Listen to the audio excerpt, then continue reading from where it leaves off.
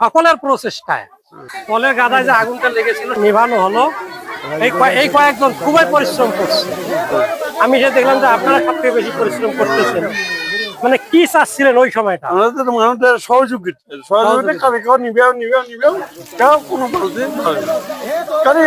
নিবেও যারা পরিশ্রম করছে এখনো পরিশ্রম করতেছে যে কয়জন, হ্যাঁ এই যে এলোকম এই যে আজকে যে আগুনটা নিভাইলেন, এটা না হলে সমস্ত বাড়ি ঘরটা সব পুড়ে যেতে পারতো। কিন্তু খুব পরিশ্রম করছে, দেখলাম যে আগুনের একবার উপরে উঠে কাজ করতে।